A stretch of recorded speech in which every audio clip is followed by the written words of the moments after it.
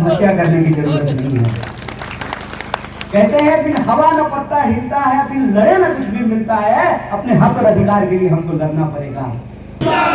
कन्हैया कुमार आगे बढ़ो, हम तुम्हारे साथ हैं। कन्हैया कुमार आगे बढ़ो, हम तुम्हारे साथ हैं। पुकार शोर आगे बढ़ो, हम तुम्हारे साथ हैं।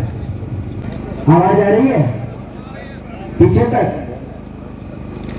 मेरी आवाज जहां तक पहुंच रही है, गुल के आप तमाम वासिंदों का, हमारे आदरणीय बुजुर्गों का, हमारी माताओं बहनों का, नौजवान साथियों का, घरों में बैठ करके भी जो हमारी बात को सुन पा रहे हैं, आप तमाम गुल के आम आवाम का क्रांतिकारी इस्तकबाल करता हूं, आपका हार्दिक अभिनंदन करता हूं।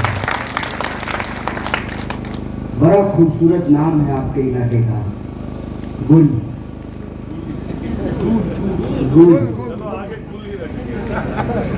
मैं बैठे बैठे सोच रहा था कि कितनी खूबसूरत जगह है, लेकिन सच पूछिए, सियासी काम से वकार साहब कई महीने से मैं बिहार नहीं गया हूँ, लेकिन ये जो आपकी सड़क है ना गुल की, उसको देख करके मुझे बिहार की याद आ गई। क्या झटके मारती है भाई साहब। 10 मिनट में ही ऐसा लगा जैसे हड्डी पसली एक हो गया है। आप तो रोज ही चलते होंगे इस पर, आपको गाड़ी पे झूले का मजा आता होगा, है कि नहीं? लेकिन ये तकलीफ है, ये तकलीफ है, और बड़े भारी मन से मैं आपको कह रहा हूं। दिल्ली में जब हम टीवी देखते हैं तो ऐसा लगता है कि सब कुछ बीजेपी कहती भी यही है। बीजेपी के समर्थक जो पत्रकार हैं, जो टीवी चैनल हैं, वो ऐसी ही तस्वीर हमको दिखाते भी हैं। लाल चौक पे सेल्फी लेकर के कहते हैं कि सब बहुत अच्छा है, लेकिन जब अभी हम बनिहाल, अनंतनाग, त्राल, अलग अलग इलाकों में जा रहे हैं, तो मैं एक चीज महसूस कर पा रहा हूं। मैं अपनी जिंदगी में पहली बार जम्मू कश्मीर 2012 में आया था, जब मैं यूनिवर्सिटी में पढ़ा करता था। तब में और आज 14 साल बाद जब जम्मू कश्मीर में चुनाव हो रहा है, मैं एक फर्क महसूस कर रहा हूं। और ये सियासी बात नहीं है, ये जो मैं महसूस करता हूं, मैं वो आपके सामने बोल रहा हूं। यहां आकर के मुझे एक चीज महसूस हुआ कि तमाम अखबार, दिल्ली के तमाम चैनल ये बताने की कोशिश कर रहे हैं कि पीस है, शांति है। मुझे यहां आकर के जो एक बात समझ में आई कि शांति और खामोशी में फर्क होता है। शांति और खामोशी में फर्क होता है, पीस और साइलेंस में फर्क होता है। साइलेंस है, पीस नहीं है। अगर पीस होता तो ये लोहे वाली तार हमारे सामने नहीं लगी होती, और हमारे और आपके बीच में कोई दरमियान नहीं। और तमाम आप जो है छतों को देख लीजिए, ऐसे इस मोड़ में जो है ना, हमारे जवान नहीं खड़े होते। ये एक झूठ है जो बोला जा रहा है। और देखिए, आज मैं यह बात आपके सामने कहता हूं कि मैं एक सियासी पार्टी में जरूर हूं, लेकिन आज हमारी पार्टी इस देश में सियासत नहीं कर रही है, महगाम लेकर के चल रही है। आज से 2 साल पहले उसी वक्त हमारी दोस्ती जो है वकार साहब से हुई। ये उस वक्त कांग्रेस पार्टी के पीसीसी प्रेसिडेंट हुआ करते थे। जब हम लोग भारत जोड़ो यात्रा लेकर के कन्याकुमारी से राहुल गांधी जी के साथ पैदल चलते हुए जम्मू कश्मीर आए, तो बुजुर्गों ने माथा चूम करके कहा, देर ही सही, कोई हमें देखने तो आया है। बहुत अच्छी बात। तो मैं आप तमाम बुजुर्गों और नौजवानों को कहता हूं कि आप तमाम आवाम जो इस इलाके में रहते हैं, आप हमारे लिए सिर्फ वोट नहीं है। हम जब कहते हैं कि हिंदुस्तान एक है, तो एक होने का मतलब होता है एक जैसे हक और अधिकार का होना। है इस बात से जब यहाँ के नौजवान आकर के कहते हैं भाई साहब हमारे पास बीएड की डिग्री है, एमएड की डिग्री है, हमारे पास बीटेक की डिग्री है, हमने डेंटल का कोर्स किया है, डिप्लोमा किया है, पॉलिटेक्निक की है, लेकिन आज हमारे पास नौकरियां नहीं है। ये सुनकर के तकलीफ होता है कि जिस इलाके के लोग बेरोजगारी शब्द जानते नहीं थे, आज घर घर में नौजवान बेरोजगार होकर के बैठा हुआ है। 10 साल हो गए हैं, एक भी पोस्ट पे किसी की भर्ती नहीं हुई है, कोई बहाली नहीं हुआ है। सड़कों की हालत आप रोज देखते हैं और महंगाई का तो क्या ही कहना है। हमारी माताएं बहनें यहाँ बैठी हुई हैं, अगर मैं झूठ बोल रहा हूं तो मुझे ठीक कीजिएगा। 2014 से पहले सिलेंडर कितने का मिलता था गैस का? 450। अभी कितने का मिल रहा है? दाल कितने का मिलता था? 50 रुपए का। अभी कितने का मिल रहा है? कौन सी ऐसी चीज है जो सस्ती हो गई है इंसान की जान को छोड़ करके? कौन सी ऐसी चीज है जो सस्ती हो गई है इंसान के जान को? मैं कहता हूं टीवी देख करके अपना हालात थोड़ी देखना है, खुद को देख करके, अपनी रसोई को देख करके, अपने खेत को देख करके, अपने खाते की हालत को देख करके अपने हालात को देखना है कि क्या सचमुच विकास हुआ है। इंडियन नेशनल कांग्रेस जिंदाबाद, इंडियन नेशनल कांग्रेस जिंदाबाद। विकास के नाम पे जो धोखाधड़ी हुई है, एक पत्रकार ने कहा कि रियासत का अधिकार इसलिए छीना गया है ताकि लोगों का विकास किया जाए। क्या मजेदार बात है ना? मजेदार बात। सुबह में मैं आपकी टोपी छीन लूं, दोपहर में कमीज और शाम में पतलून, और अगले दिन आकर के मैं कहूं कि मैं आपकी टोपी आपको वापस कर दूंगा, तो आपके दिमाग में ये सवाल आना चाहिए ना कि अगर वापस ही करना था तो तीनों करो, अगर वापस ही करना था तो छीना क्यों पहले ये तो बताओ। क्यों छीन लिया? ये कौन सी बात होती है कि एक रियासत को आपने यूनियन टेरिटरी बना दिया और चुनाव में आप उसी आवाम को, जिस आवाम ने 10 साल आपके जुर्म सहे, उसी आवाम को जाकर के कह रहे हैं कि मैं आपको आपका स्टेटहुड वापस कर दूंगा। आपको लगता है कि इसमें कोई सच्चाई है? मैं कहता हूं दाल में काला नहीं है, पूरी की पूरी दाल ही काली है। ये हकीकत तो आप समझिए कि अगर किसी को देना होता तो छीनते क्यों?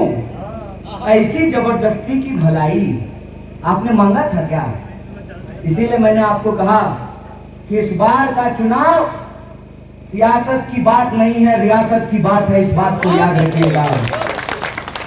और रियासत का जो अधिकार है उसको कांग्रेस पार्टी ने अपने घोषणा पत्र में शामिल किया है। और हमारे नेता खड़गे जी, राहुल जी, आज की तारीख में जो हम बोलते हैं उसको 100% कर करके दिखाते हैं। और यहां से इस मंच से खड़ा होकर के हम जानते हैं अमित शाह के, वो जो है ना हमसे कुछ ज्यादा ही प्रेम करते हैं। हमारा सारा भाषण दिल्ली पहुंचता है, तो गुण में खड़ा होकर के इस मंच से खुलेआम मैं भारत की सरकार को कहता हूं कि जम्मू कश्मीर को आपने जो केंद्र शासित प्रदेश बनाया है, आपने जो उसको यूनियन टेरिटरी बनाया है, हम इसकी नाफरमानी करते हैं, हम इसको मानने से इनकार करते हैं, इसको हम स्वीकार नहीं करते हैं। हम कहते हैं कि यहाँ की आवाम के ऊपर ये जुल्म है। भारत के इतिहास में ऐसा पहले कभी नहीं हुआ कि किसी भी रियासत को बांट करके रियासत का अधिकार छीन करके उसको यूनियन टेरिटरी बना दिया गया हो। और क्यों बनाया गया है? इसीलिए बनाया गया है कि जो ईमान के ठेकेदार हैं ना, वो दरअसल बेईमान हैं। जो ईमान के ठेकेदार हैं दरअसल वो बेईमान हैं, और यहाँ के आवाम की हक और अधिकार का वो सौदेबाजी कर रहे हैं। वो सौदेबाजी कर रहे हैं आपके जमीन के अधिकार का, आपके जमीन का, वो सौदेबाजी कर रहे हैं आपके पहाड़ का, आपके खेत का, वो सौदेबाजी कर रहे हैं आपके बच्चों के भविष्य का। तो हम कहते हैं कि इस देश में अगर नेताओं के बच्चों के अधिकार सुरक्षित हैं, अगर उनके वालिद अपने बच्चों का मुस्तकबिल तय करते हैं, तो आपको अपने भी बच्चों का मुस्तकबिल तय करना पड़ेगा। और 10 साल में जो जुर्म हुआ है उसका हिसाब आपको लेना पड़ेगा। और यहां मैं भारतीय राष्ट्रीय कांग्रेस के एक आम कार्यकर्ता के तौर पे आपको यह भरोसा दिलाता हूं। अभी हमको एक पत्रकार ने कहा, बीजेपी कह रही है कि हमने कांग्रेस को पस्त कर दिया है। अव्वल तो यह है कि ऊंट अगर बैठ भी जाए ना, तब भी कुत्ता से ऊंचा ही होता है। क्या बात है, 10 साल तो तुमसे देश चला नहीं, एक भी वादा तुमने अपना पूरा किया नहीं। ये कहते थे 2014 में कि हर साल 2 करोड़ नौकरी देंगे, सबके खाते में 15 लाख रुपया पहुंचाएंगे। क्या सिपाही जी, आया है आपके खाते में 15 लाख? आप तो सरकार की नौकरी करते हैं। आपके खाते में, किसी के खाते में आया हो तो बता दीजिए। पीडीपी वालों के खाते में हो सकता है आया हो, हमको नहीं मालूम है, आप पूछ लीजिएगा। खाते में 15 लाख रुपया पहुंचाएंगे, अच्छे दिन लाएंगे, महंगाई कम करेंगे, किसानों की आत्महत्या कम करेंगे। किसानों की तो छोड़ दीजिए, आपको सुन करके आश्चर्य होगा कि 1 घंटे में इस देश में 2 नौजवान आत्महत्या कर रहा है। वो क्यों आत्महत्या कर रहा है? क्योंकि उसको अपना कोई भविष्य नहीं दिखाई दे रहा है। इंजीनियरिंग करने के बाद भी अगर नौकरी नहीं मिले, एमबीए करने के बाद भी अगर नौकरी नहीं मिले, एमबीबीएस करने के बाद भी अगर नौकरी नहीं मिले, तो आखिर इंसान क्या करे? तो मैं आप तमाम नौजवानों से कहता हूं कि जान नहीं देना है दोस्त, जान नहीं देना है। और अगर जान देना ही होगा तो जो है अपने हक और अधिकार के लिए लड़ करके जान देंगे ना, आत्महत्या करने की जरूरत नहीं है।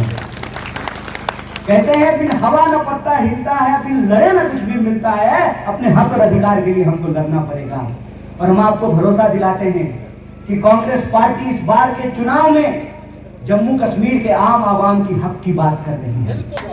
और चाहे वो स्टेटहुड का हक हो, चाहे इस इलाके में रहने वाले तमाम लोग, चाहे वो किसी भी जाति के हों, चाहे वो पंडित हों, चाहे वो गुजर हों, चाहे वो बकरवाल हों, चाहे वो गद्दी हों, चाहे वो किसी भी कम्युनिटी के हों, हिंदू हो, मुसलमान हो, सिख हो, हर कम्युनिटी के हक और अधिकार की बात कर रहे हैं। हम कह रहे हैं कि हम महिलाओं के खाते में पैसा पहुंचाएंगे। हम कह रहे हैं कि हम कश्मीर और जम्मू के नौजवानों को रोजगार देंगे। हम कह रहे हैं कि आपकी जमीन पे पहला हक आपका है, आपके पहाड़ पे पहला हक आपका है, आपके पेड़ों पे पहला हक आपका है। हम कह रहे हैं कि यहाँ के किसानों को उनके फसल का दाम दिया जाएगा। और आज जब लोग आपके सामने वोट मांगने के लिए आते हैं तो उनको कहिए और उनको याद दिलाइए कि जब हमारे ऊपर जुल्म किया गया, जब हमको जबरदस्ती चुप कराया गया, हमारे नौजवानों को पकड़ करके जब जेल में डाला गया, कितनी अजीब बात है जनाब। एक तरफ देश के वजीर आजम कहते हैं डिजिटल इंडिया, एक तरफ वजीर आजम कहते हैं डिजिटल इंडिया, और दूसरी तरफ अपने ही देश के आवाम का इंटरनेट बंद कर देते हैं। तो उनसे ये सवाल पूछना चाहिए। इसीलिए आज जब मैं आपके बीच खड़ा हूं तो मुझे कोई जरूरत नहीं है कि मैं वकार साहब के लिए वोट मांगूं। क्यों वोट मांगूंगा? क्या आपने देखा है कभी कि चांद को और जो है सूरज को रोशनी दिखाने की जरूरत है? आपने जो मोहब्बत दिया है उनको, कांग्रेस पार्टी ने जो मोहब्बत दिया है उनको, एक साधारण कार्यकर्ता से, ब्लॉक प्रेसिडेंट से उन्होंने अपना राजनीतिक जीवन शुरू किया। और कांग्रेस ऐसी पार्टी की सिर्फ जम्मू कश्मीर के रियासत में नहीं, पूरे देश में आज भी गांव-गांव अगर कोई पार्टी जिंदा है तो उस पार्टी का नाम कांग्रेस पार्टी है। उस पार्टी की सर्वोच्च बॉडी में जो है वो शामिल हुए, जम्मू कश्मीर के जो है अध्यक्ष बने, विधायक बने, मंत्री बने। तो मैं इस बात के लिए आप तमाम लोगों को कहना चाहता हूं कि ये मौका है, ये मौका है कि आप एक ऐसे नुमाइंदे को चुने जो आपकी आवाज को श्रीनगर से लेकर के, जम्मू से से लेकर के दिल्ली की सड़कों तक ले जाए, आपको इस आदमी को चुनने की जरूरत है। और कांग्रेस पार्टी के तौर पे हम आपसे यही कहना चाहते हैं कि आपकी मोहब्बत हमको यहाँ लेकर के आई है। हम तो कहते हैं कि गुल में यूं ही रंग भरता रहे, गुल में यूं ही रंग भरता रहे, और इस इलाके में रहने वाले लोगों के लिए मोहब्बत का फूल खिलता रहे। आपकी मोहब्बत है, आपका प्रेम है कि हम आपके बीच आए हैं, और आप राजनीतिक रूप से सियासी तौर पे बहुत समझदार लोग हैं। हमको पूरा भरोसा है कि बांटने की राजनीति का आप मुखालिफत करेंगे, बांटने वाली ताकतों को आप हराएंगे, मोहब्बत को जिताएंगे, नफरत को परास्त करके मोहब्बत की जीत होगी। इसी आशा और उम्मीद के साथ आप तमाम मंचासीन आदरणीय लोगों का, और सामने जो हमारी माताएं बहनें बुजुर्ग बैठे हुए हैं, नौजवान जो खड़े हैं, आप सबका तहे दिल से शुक्रिया अदा करके अपनी बात खत्म करूंगा। बहुत बहुत शुक्रिया, बहुत बहुत धन्यवाद।